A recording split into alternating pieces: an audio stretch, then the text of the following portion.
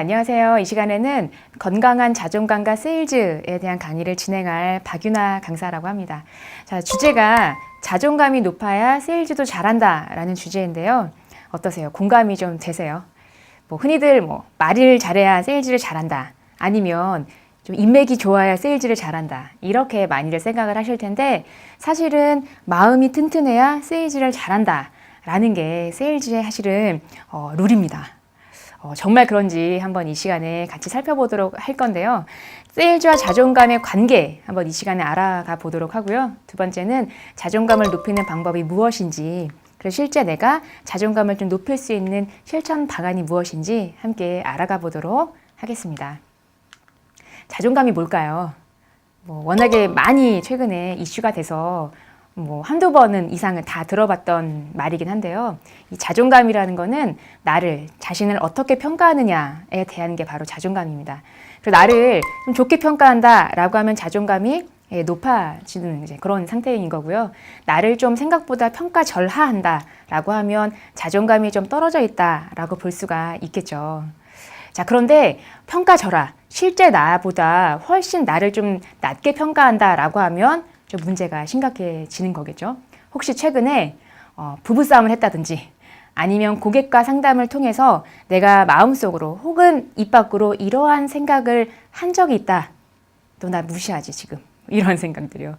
이런 내가 마음에 되뇌인 적이 있다라고 하면 지금 나의 자존감의 상태가 어떻다는 의미일까요? 그렇죠. 다른 사람의 어떤 환경, 다른 사람의 나에 대한 평가에 상관없이 지금 나의 자존감이 좀 떨어져 있다라고 보시면 되겠습니다. 자, 자존감은 언제쯤 떨어질까요? 흔히 경험을 한번 되살려 보시면 여러한 상황이 있긴 하지만 가장 많이 자존감이 떨어질 때는 다른 사람이랑 좀 비교할 때, 비교 심리가 작용할 때 자존감이 많이 떨어집니다. 혹시 카페인 우울증이라고 들어보셨어요? 카페인, 그러니까 카톡, 그리고 페이스북, 그리고 인스타그램.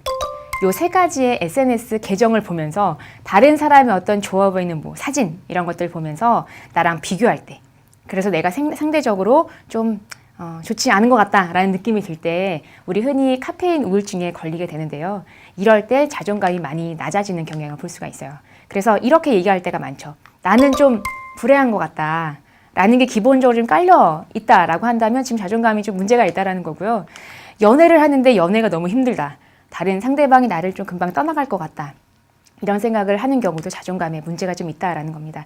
자주 우울감을 느껴진다든지 고객과 상담할 때 그렇게 큰 이야기도 아닌데 내가 상처를 잘 받는 것 같다라고 생각이 들면 나의 자존감을 좀 점검해 봐야 되는 시기다라고 보시면 되는데요. 자, 그렇다면 자존감을 내가 좀 강하게 하는 방법 한번 보도록 할게요. 여러 가지 방법이 있긴 하지만 나에게 편지를 쓰는 방법이 굉장히 좋은 방법입니다.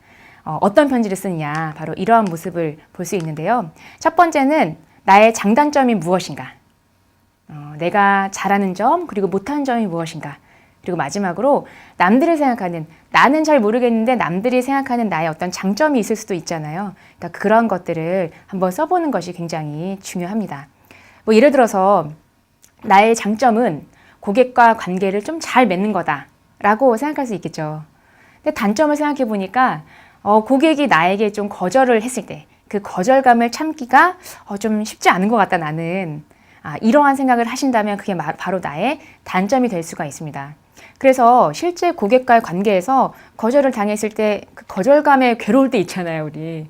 그럴 때 나는 왜 이럴까가 아니라 나의 단점, 즉 거절감을 잘 참지 못하는 나의 단점에 스크래치가 가해졌구나. 그래서 내가 힘든 건 너무나 당연하구나 라고 나를 인정하고 그냥 이제 내려놓는 게 사실은 중요합니다. 그러면서 또 하나의 팁을 제가 알려드릴 건데요.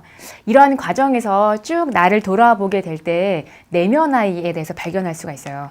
내면 아이라는 건 어렸을 때 어떤 일정 특정한 경험 때문에 우리 여러 가지 모습 중에서 한 부분이 자라지 못한 그러한 모습을 이야기를 합니다. 겉은 굉장히 성인으로 잘 성장해 있는데 한 부분만큼은 성인으로 성장하지 못한 부분이 아마 각자 다 있으실 거예요. 예를 들어서 제 지인의 경우에는 정말 성공한 커리어 우먼인데 불구하고 남자 상사 앞에서 뭔가 발표할 때는 그렇게 떨려서 얘기를 못하는 경우들이 있더라고요. 그래서 돌아봤을 때 어린 시절에 아버지가 굉장히 엄격했다라고 해요. 그래서 뭔가 이야기를 할 때 항상 아버지가 이제 지적하고 뭔가 이제 나의 단점에 대해서 이야기하시는 경우들이 많아서 자꾸 그때가 연상이 된다라고 얘기를 하더라고요. 자, 그러면 그 지인이 다른 사람 앞에서 발표하는 게 쉽지 않은 이유는 바로 이 내면 아이가 아직 해결이 안 됐기 때문에 그렇죠.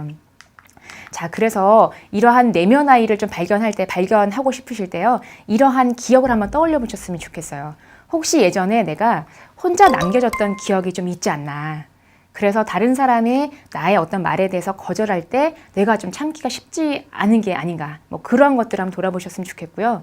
평가에 혹시 예민했던 적이 있었나.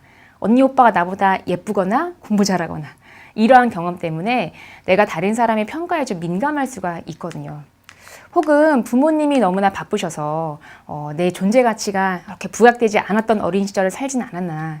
그러면 부모님께 뭔가 인정받기 위해서 내가 여러 가지 노력을 했을 거고 반대로 다른 사람에게 인정받지 못할 때는 상대적으로 느끼는 박탈감이라든지 상실감이 클 수가 있거든요. 바로 이게 내 안에 남아있는 내면 아이의 흔적이라고 보시면 돼요.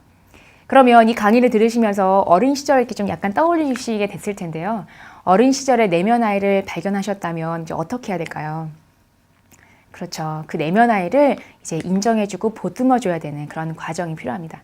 그래서 그러한 나의 모습을 봤을 때 이제 괜찮다라는 걸 스스로 되뇌이시고요.